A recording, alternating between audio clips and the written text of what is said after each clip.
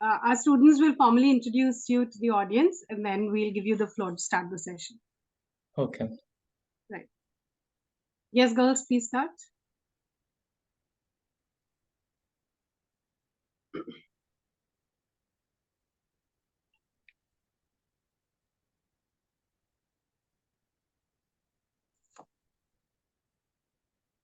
Jaspal, so you will have to stop the screen sharing for a moment. Okay. We have a few slides that we have made to introduce you all. Okay, ma'am. I'll just stop.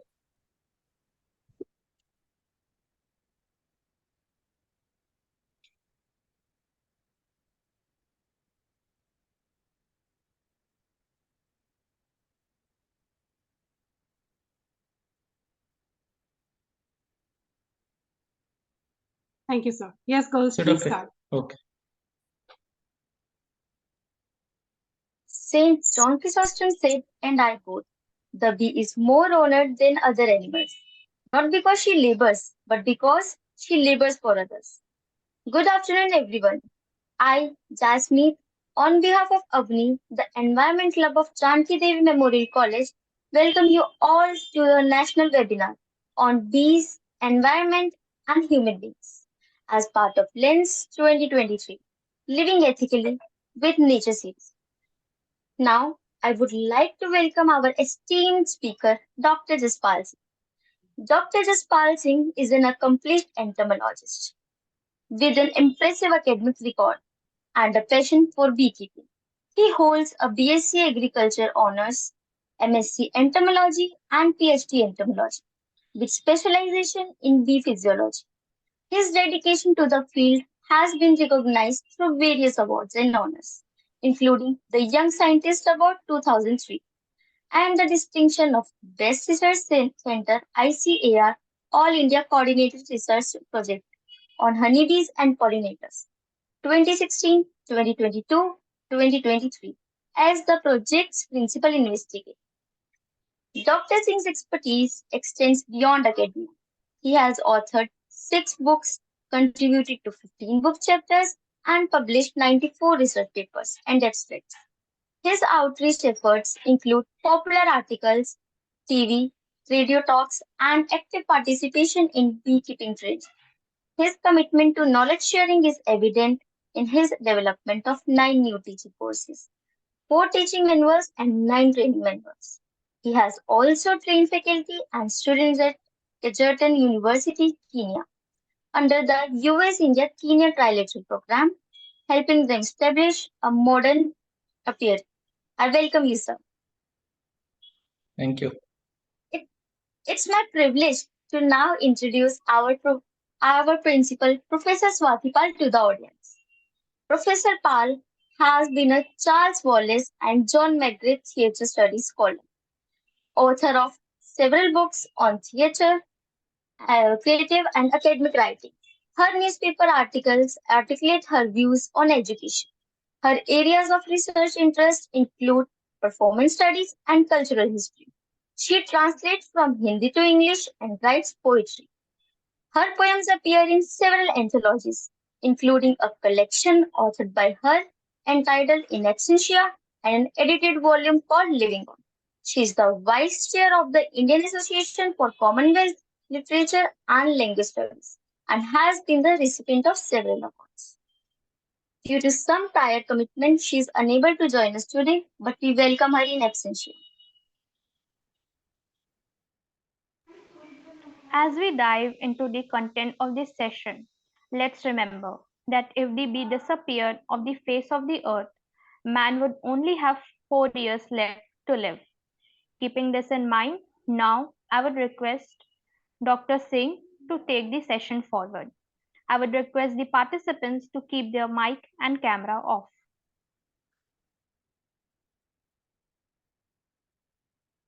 Thank you, Jasmine, for introduction and saying nice words. And it's a privilege for me to be with you online in this session. So especially thanks to Dr. Bhavna and the principal ma'am also for giving me this opportunity. So we will be discussing about this important aspect on the role of bees there in the conservation of the environment and how they are mutually benefit to the human beings also. So are my slides visible and moving? Yes, sir. Yes, sir. Okay, thank you. So we'll be discussing about some facts about the bees, how they are related with the environment and how they are benefiting human beings and how human interventions they are affecting both bees and the environment, and then at the end what we can do about it. So won't be going into too much technical, but we will be covering the major issues of this concept. So we will be having some introduction about the bees, what they are, what they do, how they are beneficial to the human beings, and their contribution to the society, to the our food availability, and then we will talk about the role of pollution, how it is affecting the bees, and what management strategies we can go for. So, if we look at the bees first, so there are more than 20,000 bee species in the world. But out of those, honeybees, we call those group of bees which are collecting surplus nectar and giving us. So we are collecting it in millions of tons of this honey. And out of these are the four species: Apis mellifera and Apis cerana. These are the two hive bees which we keep in the wooden hives boxes, but generally they are called. Technically, we call that box as hive. So we can manage these bees on our will. Wherever you want, you can keep these bees. But the lower two pictures, they show the two wild bees, Apis florea and Apis dorsata. They are called wild because we can't manage them on our own. It's not that they are wild. They are living in our societies also, in our houses, in our gardens. They are making nests there also. So each bee species is having a particular family. And if you look at the family of a bee, it will include three types of individuals. One queen bee, thousands of worker bees, and a few male bees, which are the drone bees. Male bees, they are produced only during the breeding season. Queen bee is the mother of all the individuals in a colony. She lays eggs, and workers, as their name indicates, they do all the chores within the colony or outside the colony. They actually are responsible for collection of food and taking care of the young ones also. If you just have a look at its life cycle, queen lays an egg. From the egg, a larva emerges, and from larva, a pupa will develop, and ultimately a bee will emerge. It takes 3 weeks for a bee to take birth, right from egg laying to emergence.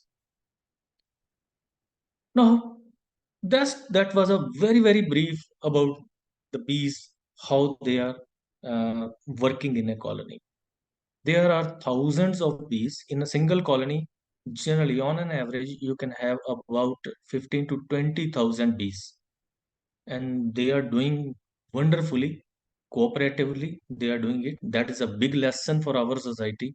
How such a huge number of individuals they can work and coexist in harmony by having a very good productivity also. Now, generally, when we talk about the honey collection, it comes to our mind how the bees they are collecting honey actually.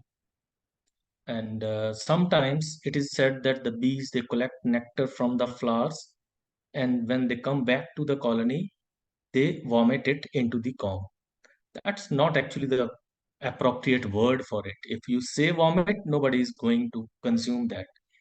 It actually is not vomit, because when a bee is collecting, here you can see some this yellowish color, a sort of pouch which is present inside the bee. So it will keep collecting nectar from hundreds of flowers. When this sac, it's like a balloon. It will keep growing when the bee is collecting nectar. It will fill it, and once it is back into the colony, it will regurgitate, put it back into the comb. And after this balloon-like structure begins the actual stomach, from where digestion that begins. So there is a valve system.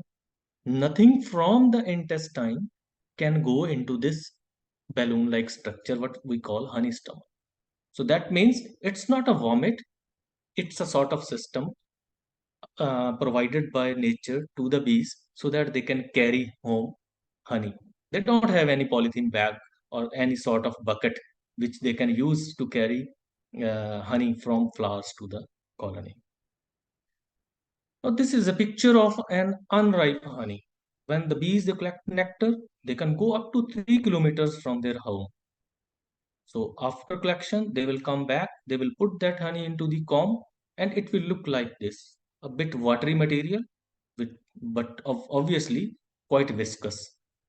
Then they ripen it. How do they do it? They beat their wings to evaporate excessive moisture out of it, and then from their body they produce beeswax, which is used to seal the combs. This is a comb with ripe honey. This is the honey which we extract. How to extract it? First of all, we will cut the capping of this comb, put it in a honey extractor, will rotate it, and honey will be extracted. Then you can bottle it. You can use various kinds of bottles nowadays. Very good, beautiful bottles, maybe of teddy bear like shape. They are available. They can be used for bottling the honey. So this was the story of the honey, how it comes, from where it comes, how the bees they bring it, because we will try to correlate these things when we talk about the problems also, how these problems they arise. Now, generally it is asked that the honey, if crystallizes or granulate, it is impure because of adulteration with sugar. It's not the true actually. Any honey which is 100% pure will also crystallize or granulate because of the presence of dextrose or sucrose, the glucose present in it. If glucose is 2.1 times more, means more than double the water present in the honey, it will crystallize.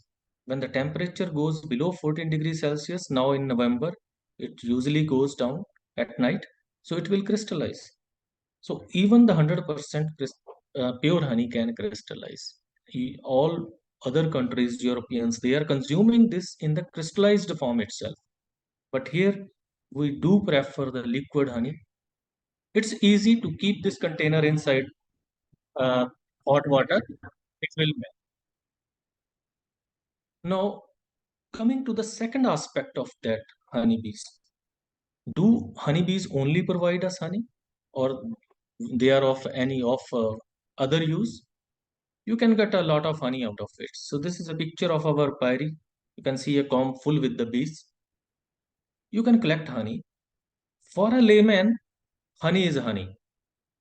But honey comes from different plants.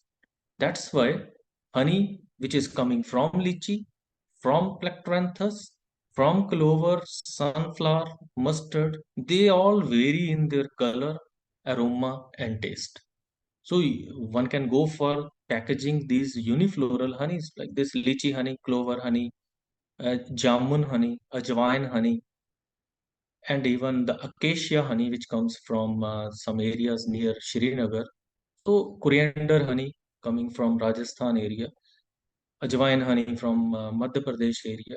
So there is a vast variety of honey, right from very transparent, like almost water-like appearance, which is the Plectranthus honey collected from Jammu area. to very dark honey. So these are the variations.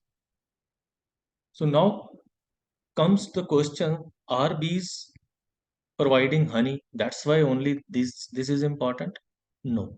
They are providing pollination service. They are providing us other high products like royal jelly, propolis, pollen, beeswax, bee venom, or even you can produce queen bees and sell them. One insect, this queen bee is an insect. You can rear and sell it at a price of around 250 to 400. One insect. So even bee venom, 1 gram, it costs in the international market for its price is around 5,000 rupees. 1 gram. Royal jelly, 5,000 rupees per kilogram. So these are very high value products which we are able to get. So this is how we can diversify our content. So you can get so much material out of. So this is a picture of a royal jelly. This is beeswax. Bees produce from their own wax. It's very good in quality if you compare it with the normal wax we are using for the candles like paraffin. That's why it is being used in preparation of several lip balms or lipsticks, etc. because it is 100% natural product. Also used to prepare such candles, decorative candles. Pollen that is also collected by bees, which is a food for the bees.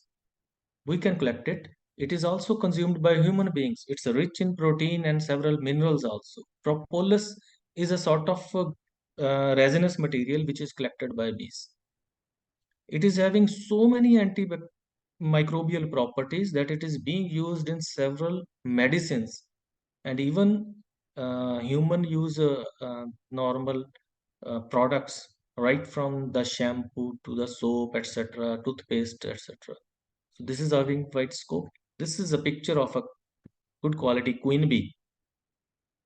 So one can go for the rearing of queen bees. So this is a frame where you can use from one colony you can rear so many queens. Otherwise, in general, one colony will be having only one queen. So this is a simple apparatus which is used to collect bee venom from the honeybees. We are not using in India, but in several Southeast Asian countries, larvae of the bees, they are also consumed as a source of protein. Apitherapy is another aspect, means using bees or bee products for uh, getting relief from several ailments. So those who are having joint pains, they are not able to get a relief from using various medications. In apitherapy centers, they come and they receive bee stings on that particular body part, and this helps in relieving pain. So that is one option. Even inhaling the air from the honeybee colony. So you can see this is a sort of commercial setup. This is a picture of a unit in Slovenia in Europe. So people come, pay for it, and then they inhale the air from the colony. This helps in curing from some these respiratory problems. Even the buzzing of the bees, that has been found to have positive effect on the body of the human beings. You can see a lady lying down on a bed right on the top of the bees colonies. Epitourism is another sector, so that can also be a source of income. Now we are putting so much effort in getting good quality seed, fertilizer, pesticide, irrigation, etc. But bees, they are also important in pollination, sir. It's not only for the commercial crops. This comes handy for the normal any plant species which is coming to flowering. So from the male part, from this anther, pollen is carried by the pollinator and that is transferred to the female part which is stigma. That's why it will help in pollination. So insects, they are the most important pollinators. Now, how the role of these bees or pollinators come? In natural system is providing pollen to the bees. It is providing shelter for their settlement. That is very important. If there is some forest or some tree, It will help in providing shelter to the bees where they can have their nest. If we are cutting all these trees in our vicinity, in our societies, these bees, they won't find any place where to construct their nest. So obviously, that is one of the reasons why population of bees or these pollinators that is declining in the urban area. In many places, you will find some huge trees, especially the ficus trees. They are having around 50 or 70 colonies of honeybees in a single tree. So that is the contribution or role of natural ecosystem. Now, in agricultural ecosystem, pollinators, they increase fruit set. Means more, you will get more fruit if you are using bees. And this is a very particular case uh, which is being exploited commercially in Himachal Pradesh. The orchardists who are growing apple, they are paying to the beekeepers for hiring honeybee colonies. They are paying around 1000 rupees per colony because they are getting huge profit in terms of getting more fruit. Now, it's not only the quantity of the fruit, quality of the produce also is improved. You might have seen misshapen apples or very small sized apples with not proper shape. That is because of incomplete pollination. So, obviously, it is a two-way benefit. One is more productivity, and second is better quality. Obviously, better quality product will get more price. Then coming to the environmental safety. So pest and disease vector control, bees, they are, or pollinators, they also act ecological indicators. How? In many cases, bees, they have been used to detect the radioactive material presence in that environment, or even for detection of some explosives.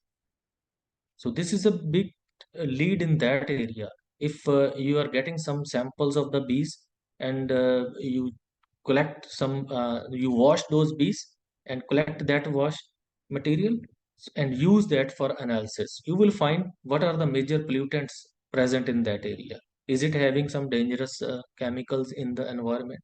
So this way, bees, they also act as ecological indicator. Obviously, cultural and aesthetic value is there. If we at the young age we had been very fond of catching those butterflies, and now then you draw these butterflies when you are young, and they are also a source of inspiration for creating art. And think of a situation when kids, they won't have any butterflies to see, and how they can imagine only books where they can see. So, want going into that uh, all detail of the importance of these pollinators.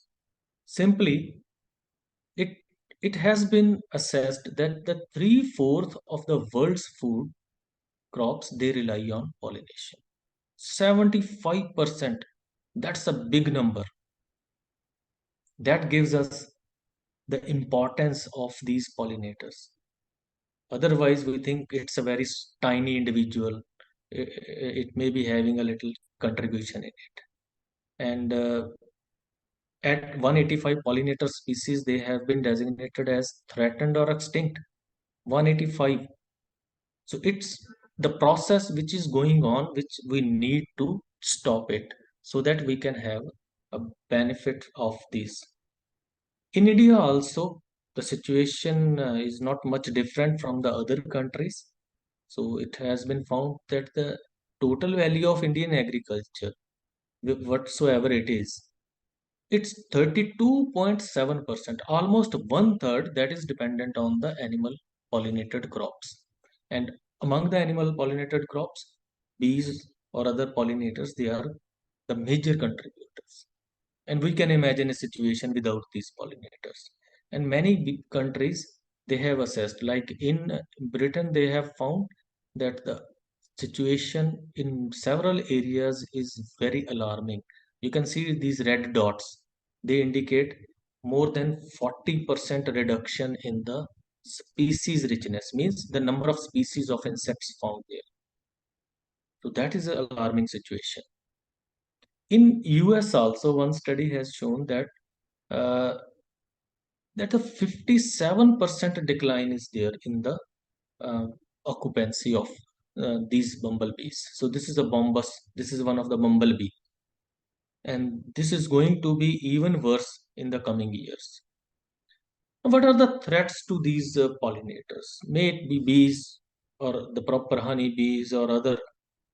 One is the habitat loss because because of urbanization we are cutting the trees, we are also widening the roads, and that is leading to a reduction in the habitat. And in the rural area also, earlier we used to see so many trees present in the villages, but with the time the number has has been coming down, because now many places we think it is providing shade to the crop, so that's why we don't want this tree. So now that is process is also affecting the presence or survival of these pollinators. The second aspect is monoculture. Although this is not a major uh, hindrance in India, but in many Western countries, especially in US also, this is a big problem because they are having 1,000 hectare on the single crop. But here, our farmers, they are having very small land holding. So it's not a big problem. But pest and diseases, they are a problem. Pesticides, they are causing mortality of these pollinators. Pollution is a big problem. Climate change, that is affecting the biology and the survival of these. And GMO crops also have been found to this. Now, what are the types of pollution? Generally, whenever we talk about pollution, we think it's the smoke or the dust present in the air. But for bees, there are some other factors also which are affecting.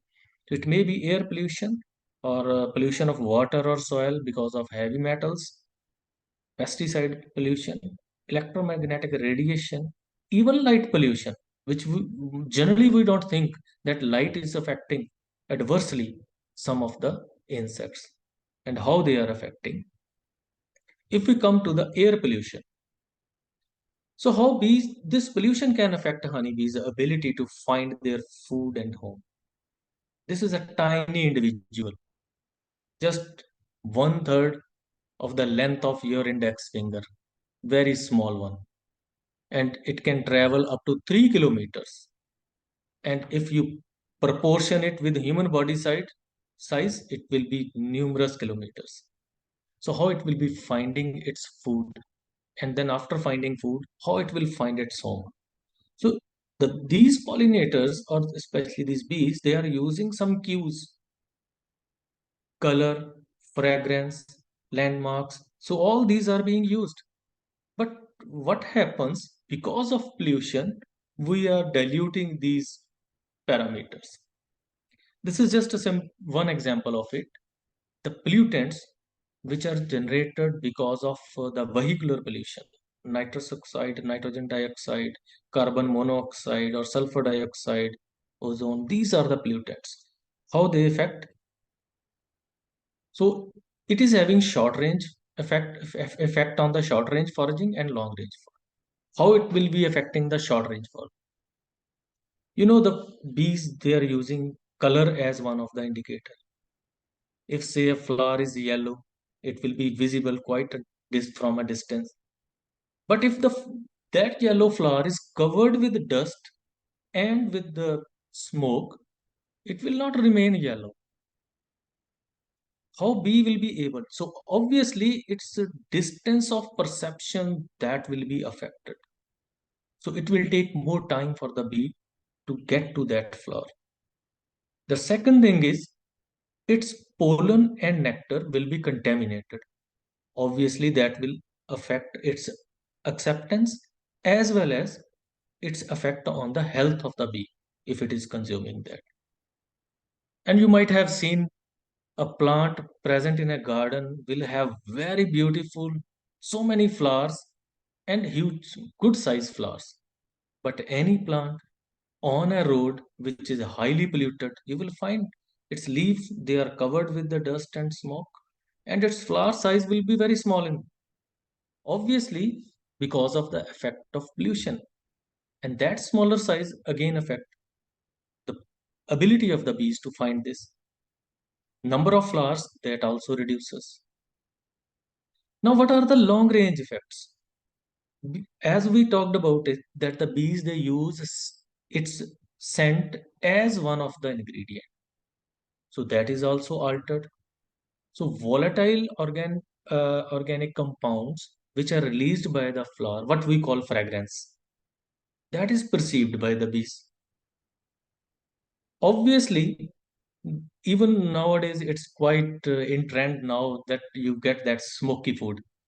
What's that? You put it on a smoke, it gets smoky. So same is the case here. Smell of the flower becomes smoky. Bees they are not used to it. So obviously they take more time to find this. And how it is affecting? In one study, it has been found that they used 8 such molecules which are present in the smell of a mustard flower.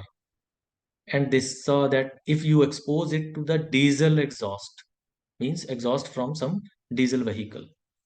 So you can see just with 1 minute exposure, these 4 molecules, they were not able to detect them within 1 minute. And you can imagine if those are exposed for many minutes or hours, what will be the fate? So that's how this pollution is affecting our pollinators. So this is another study, we won't go into that detail. So ozone, that is also affecting. Heavy metals, how they are affecting? They are affecting the reproduction of these individuals, behavior, their nutritional status. Heavy metals, they also do affect our body. So the same way they are affecting these tiny individuals as well. In one of the study, it was found that the mortality of these bees when they are exposed to these heavy metals that rose to 67%. And if the same food, the selenite consumption is continued for 5 days, means bees they are given contaminated food for 5 days, 89% increase in mortality has been found. 89%, that's a huge number. And we can imagine what will be happening to the bees which are going to that contaminated source of water, because they also need water and they will be getting water whatsoever will be available. So why we are contaminating our water bodies? This is one of the effect also being shown in this case.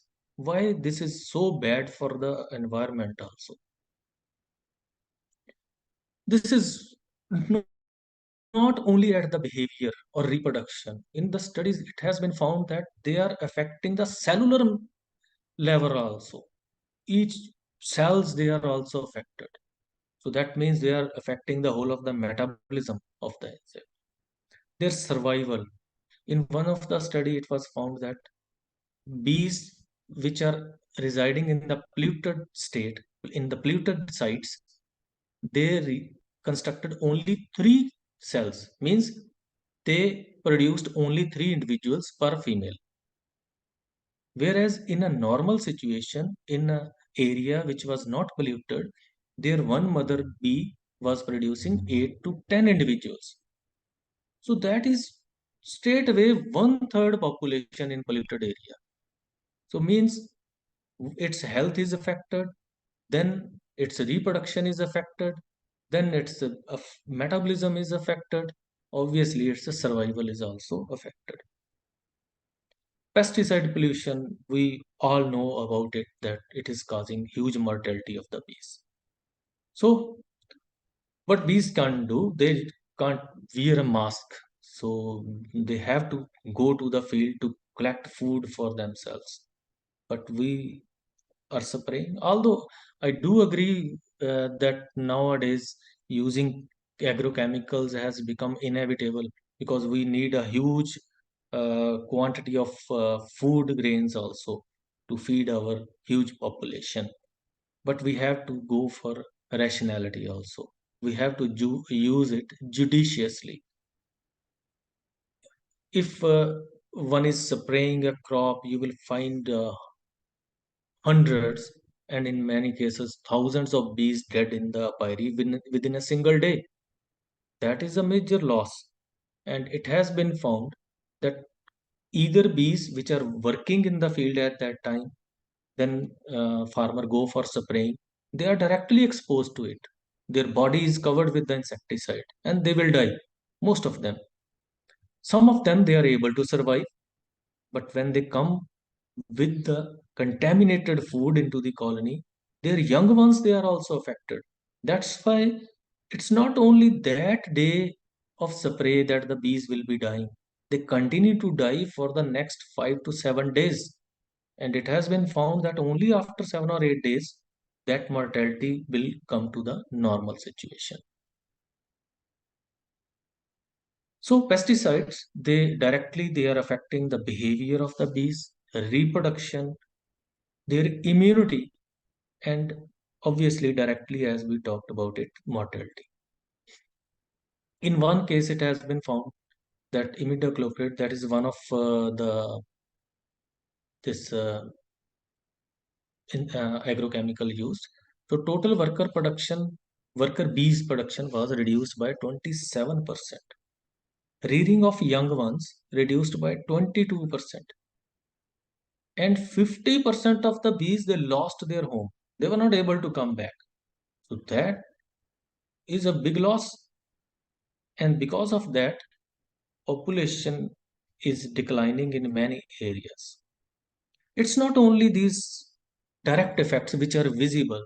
There are some sub-lethal effects, means effects which are not killing the bees, but affecting life of the bee, like longevity, how many days it is going to survive, its ability to forage, its ability to find food, its ability to come back to its home.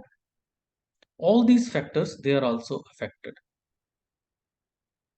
So what bees they are affected, they are collecting this contaminated food also. Many a times because of that strong smell, they do they are repelled from this separate area. But in some studies recently in UK, they have studied that bees, if they are given uh, quite a large quantity of insecticide, they still try to consume that food. So they are also affecting it. So what bees they want us to save flowers, because that will help us to save bees, and that will help in saving the nature, because nature, it's not only the human beings which are there in this whole of the environment. It's a very big system involving so many populations. So how light is affecting thermogenic sensitivity, floral scent, night vision. So how it is affecting floral scents, they flowers they emit these several aromatic compounds which are in the air, and because of which these insects, even at night time, they are able to find their source. But because of very high temperature or because of lighting, these are also affected. Night vision. So you can see this circular part is having very blurred written night vision. I did it intentionally. You can see if we are finding it difficult to read this, how bees they will find it when they are going for foraging. Some of the insects which are uh, active during the night time only. So at night time, they will find for some flowers, and mostly those are white in color. And we are using so many lights all around our area, which is keeping the intensity of light very high. And bees, they find it, or the moths, they find it very difficult to find their source of nectar. So floral scent, that evaporates very quickly because of the high temperature. So we are using so many sources of heat which are generating and which are helping in increasing the temperature of the environment. So light pollution is also affecting the insects. How it will be? It's affecting its movement, its foraging, reproduction, development, and predation also. So if the predators, they are not able to survive because during the night time they were hiding and finding some other insect to catch it. Now everything is so lit up and they find it very difficult to find their food. And many of these predators, they are dying. So effect of artificial light on nocturnal pollen transport has been also reported, and it has been found that the bees uh, they were not able to collect food as by the normal situation bees. So 30% of these moths, they were not able to have their normal flight towards the light. Generally, they were flying towards the source of light, but now in our society, everywhere lights are there. So it's difficult for them to decide which way to go. So a lot of energy is wasted. And females, they were have been found to be less attractive to the light. And after several generations, this effect was more pronounced. In one of the article in this Lethbridge Herald, it has been found on a World Bee Day that World Bee Day event hopes to not shine a light on pollinators. So this is where this Tim Kalinowski has requested that at night time, whenever and wherever it's not necessary, we can switch off those lights to help these insects to survive and multiply, because they are also very important part of our ecosystem. Obviously, electromagnetic radiations, they are also having effect on the reproduction, development, or navigation of various insects. Now the question comes, why to manage or conserve honeybees? This is a graph which is showing that India is doing very good, performance is very good in honey production. It was 87,000 metric ton in 2015 and now it is 1,33,000. So production is, it has increased tremendously. If you look at the honey export, in year 2000, we exported only 1,500 metric tons of honey. But in 22-23, it's around almost 80,000 metric tons of honey, which is worth 1,623 crore. This is a huge quantity. So this is a big source for our national income. So if we are not conserving these bees, we may be losing this source of income for our country. So apart from this, it's not only the honey. So do we need to conserve bees only for its honey and high products? That's not actually the case. It is helping in employment generation. There are thousands of persons who are employed in this occupation. And this is not only the case that if I am keeping bees, I am getting some earning. Every beekeeper is having some helpers or laborers which are attached to them. So they are also getting some employment in that way.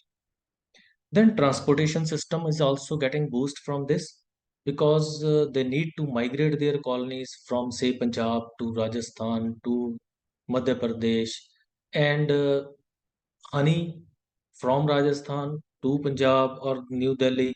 So transportation of bees, honey, and other products and equipment, that also is creating job opportunities. Then our local artisans, they are getting income from fabrication of various equipment. Very simple equipment are there. They are not very complicated. So rural artisans, they are getting this job crops, they are giving us more food and seed. Food quality is improving, and this is the source of foreign currency. We just talked about it. It is 1,600 uh, uh, crore of rupees. Various value-added products they are also developing. You might have seen many candies and foods. They are using honey. Even in some shampoos, they are using royal jelly is being used in some of the face creams as an anti-wrinkle activity. It has been reported. Anti-aging activity has been reported. And above all, these they are helping in maintaining plant diversity and helping in conservation of forest area. How they are doing it? Because all the flowering plants, they do need to produce seeds for producing the next generation. Bees are bees and other pollinators, they are helping in pollination and seed production. If in a forest there are abundant pollinators, they will be resulting in production of abundant seeds. So obviously that seed will be falling down and new plants they will be generated. So that forest is never going to be vanished until and unless human beings they intervene and destroy that. So how we can manage these pollinators? What can be done or what actually is being done at national levels? So raising awareness about the importance of these individuals and just thinking about it. Generally, people think that it's a bee, it will sting us, so they want to kill it. Whenever some small colony is there in our garden, so people they their first reaction is okay, destroy these. They can sting us. They may not have stung you even for whole of the season, but still in the just we are having that fear. So integrating pollinator concern into the policies so that they can be conserved, diversity studies to know what type of these insects they are available and what effect we are seeing. What was existing say 50 years back and what is the status now. So monitoring is also very important. So at international policy pollinator initiative uh, that is in process from 2018, and they have planned till 2030 that they are going to uh, have some impact on the policies for the conservation of these pollinators and then management practices for the healthy population maintenance. Even if we are keeping bees, they need to be healthy to protect them from the diseases and pests and monitoring and promoting education. So that's scenario for most of us, sleeping soundly without giving a thinking what should be done, what need to be done, and why we should do that. So imagine an earth without pollinators, without animals, vegetables, fruits, flowers, food, how it will look like. This is a tiny picture. That's a general perception of most of the persons. They look at the things from quite a distance and they're not able to comprehend what actual this problem is. We need to look into this or this problem from the close angle so that we can see the severity or the level of impact it is going to have on our living. So not a surprise if food or plants are not there. You can see in this picture human beings, they are also not there. So do we need to contribute? Still, it's high time we think about it to conserve earth or to conserve this biodiversity or to protect our environment. So like your this Avani, that's a great initiative to discuss about the things which are affecting our environment, how we can think about it, how we can act on this, and how we can contribute. So, how we can contribute. We can't go for some policy making or at a very national or international level, but still at each individual level, we can give some contribution. In our floral garden, in our backyard, in our balconies, we can go for planting of some plants which are giving some flowering. Obviously, they will be providing some food to the naturally existing such pollinators. They will help in their survival in the urban area.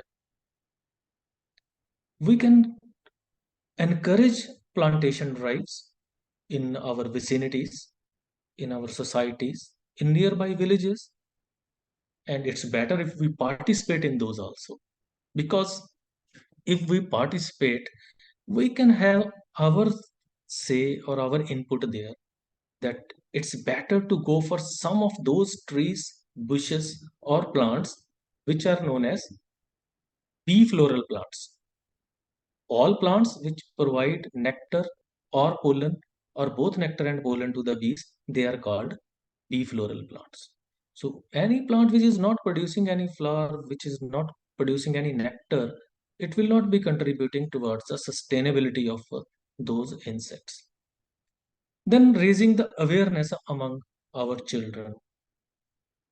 So our kids, they don't know the importance of making these creatures survive, how they are contributing to our society.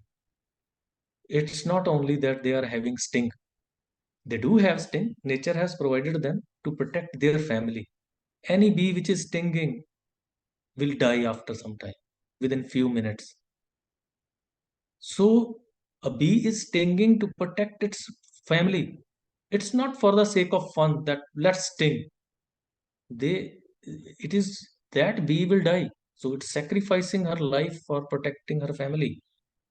So we can learn a lot from the working of the bees also, how to cooperate, how to work as a team.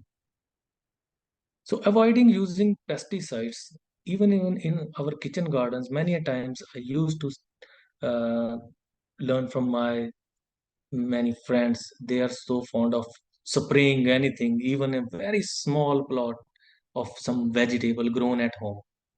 Go for some non-chemical methods. Even a water spray on that can be effective, or you can pick some of those damaging insects and destroy them instead of going for the pesticide application. And please do contribute in reducing air, water, noise, or light pollution wherever you can. And it's a reality. Every one of us can contribute. May it be any place we can contribute. Honking is so frequent and so common in our places that I sometimes feel that people, they are unable to drive without honking.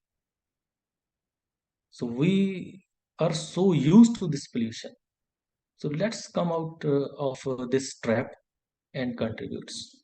So save these so that our society can be a prosperous society, a healthy society, and our environment is also healthy. So that these little creatures, they help in multiplication and conservation of these trees, bushes, small flowering plants, so which make our surroundings beautiful. Of course, we can make money out of it also a lot by getting more food out of it. So what message they are giving us is that we are serving the environment and the humanity. Let's do think about it a lot. So thank you. Thank you very much for patience listening. If you are having any query, I would like, or I will try to answer to your queries. Thank you. Thank you, sir, for your enlightening words. The forum is now open for questions. You may raise your hand or write them in the chat box.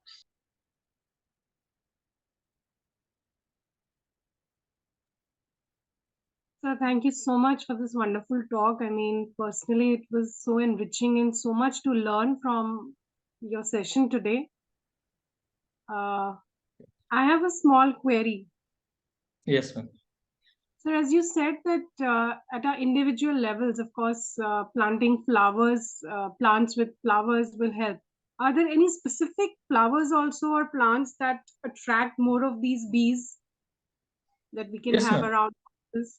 Yeah. So generally, like in crops, any mustard or sunflowers, they are very good source. But at our in our garden, we can go for some those small the sunflowers also, which are good source. Or you can have some perennials like Hemilia patens or Jatropha, Cosmos. That Cosmos is in flowering for quite a long period also. Amelia is also flowering almost throughout the year, except in the winter month only. Except only in 1 month, approximately it won't be giving good flowers. Otherwise, for remaining 10 to 11 months, it is in bloom. So these are very good sources. Then the this uh, even many of the other flowering plants uh, like nasturtium, which we are usually rearing, and ice plants, they are also very good in attracting bees, garden poppies. So they are very good. Even some of the creepers like this antigonone, that is an excellent source for of food. So if you are having some big area there, you can go for this also. So it's a long list. Even in Punjab, we have recorded 172 plants which are a source of food for the bees.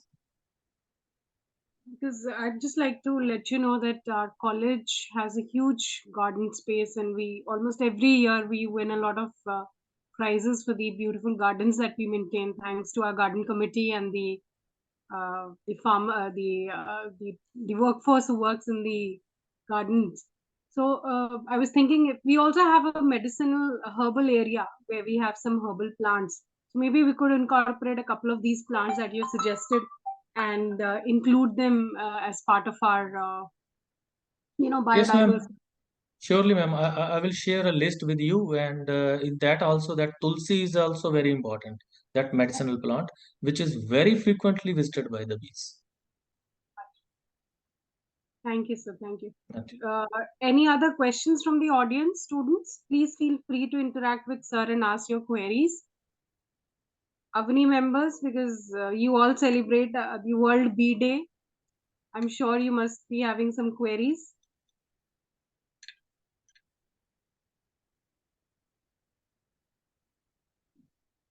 Yes, Chahal, please go ahead, unmute and ask your question.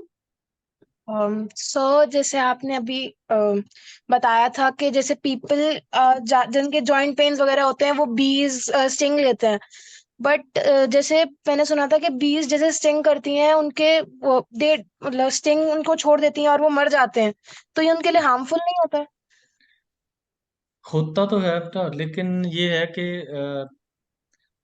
if one is having a severe pain and unable to get any relief from the other medication, then it has been found to be effective. Obviously, जो bee sting करेंगी वो तो मर जाएंगी, लेकिन that's a part of the therapy. So इसमें क्या करते हैं, जैसे फर्स्ट डे एक बी को स्टिंग करवाया, दूसरे दिन दो, फिर तीन, फिर चार, करते करते 11 12 13 तक जाते हैं. Then they reduce it one by one.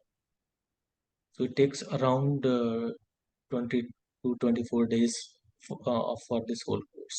So obviously those bees, they will die, but that will give some money to the beekeeper also if we are doing or practicing this apitherapy.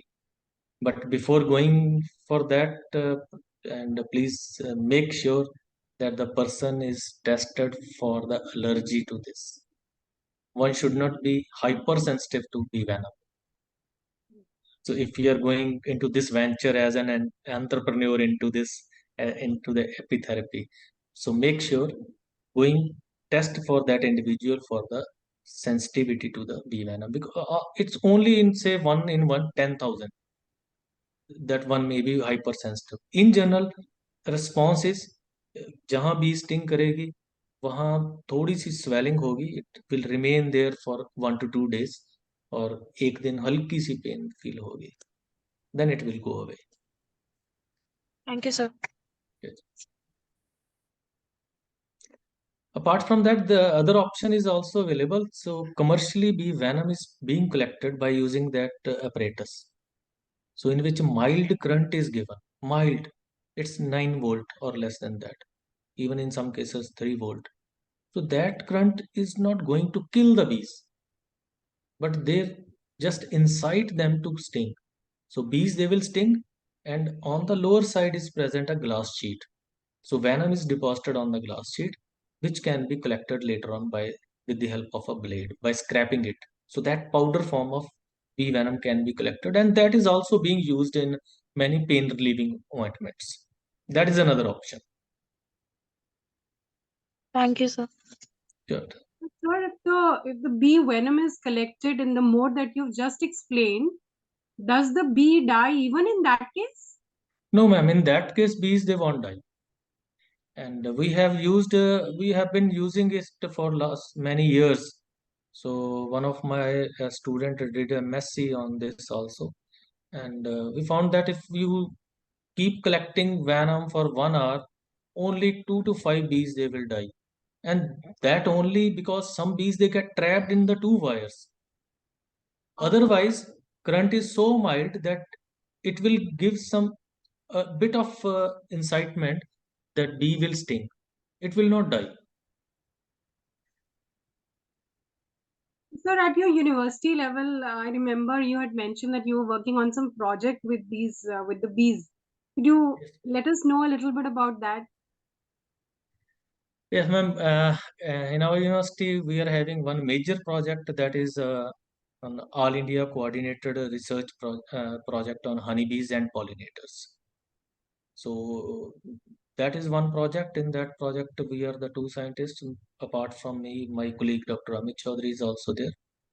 And in that project, we are basically working on stock improvement. That is a bee breeding program.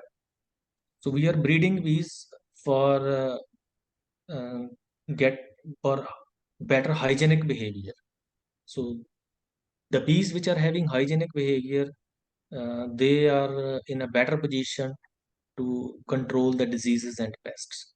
So we are breeding those bees, and every year we are producing around 400 to 500 queen bees and selling them to the our beekeepers, not only from Punjab, from Punjab, Himachal, Haryana, Rajasthan, UP.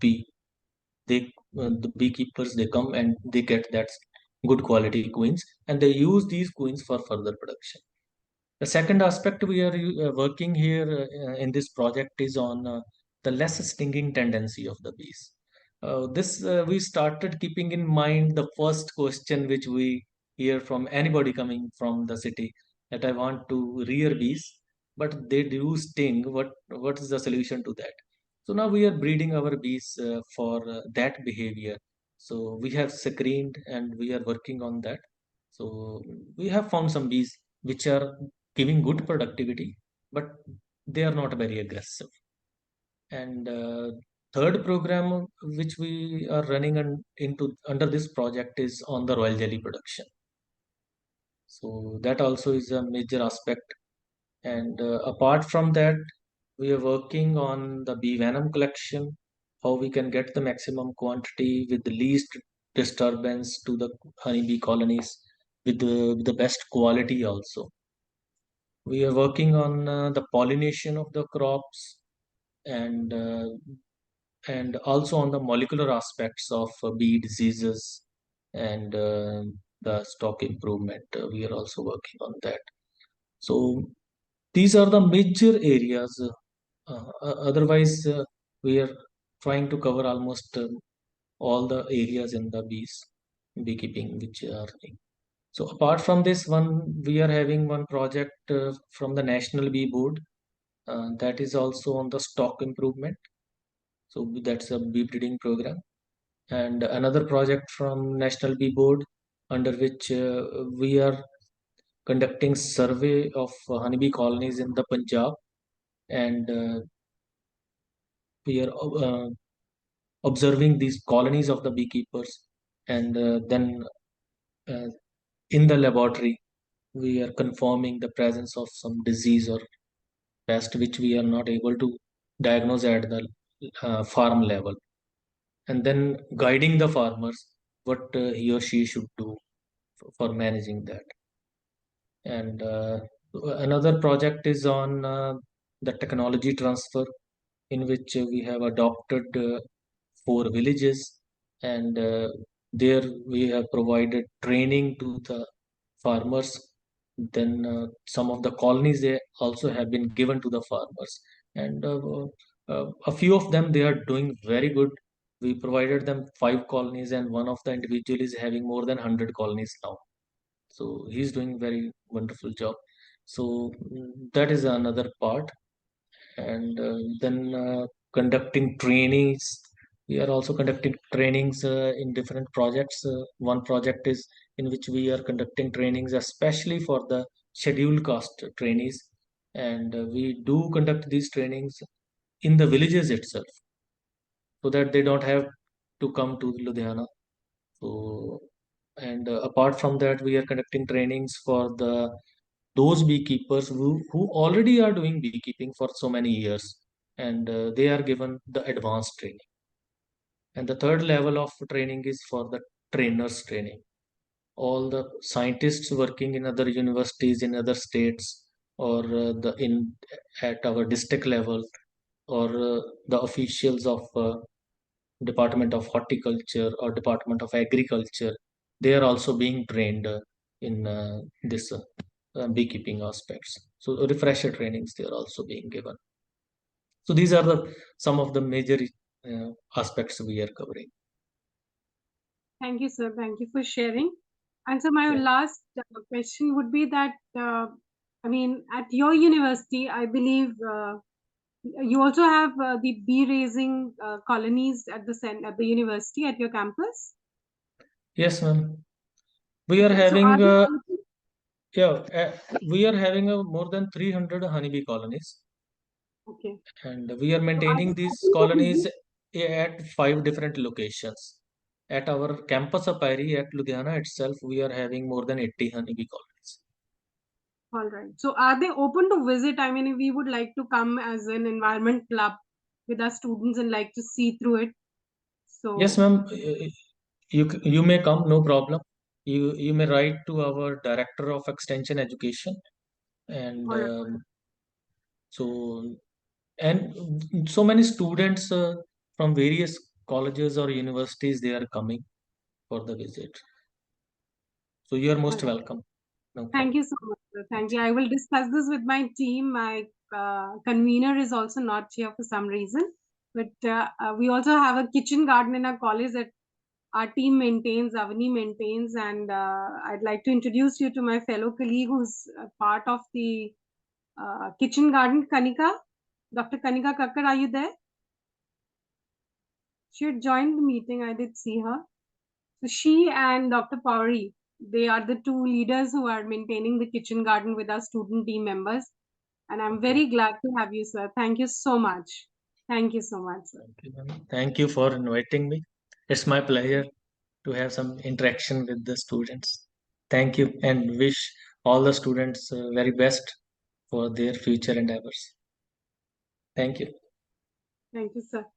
Girls, could you please switch on your cameras so that we can take a couple of group pictures with sir and all of you?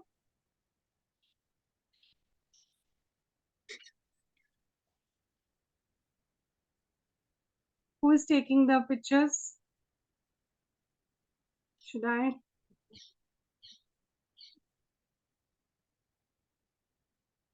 Everybody, please switch on your cameras.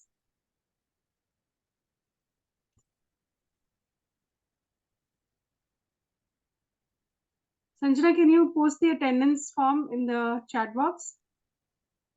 Yes, sure, ma'am.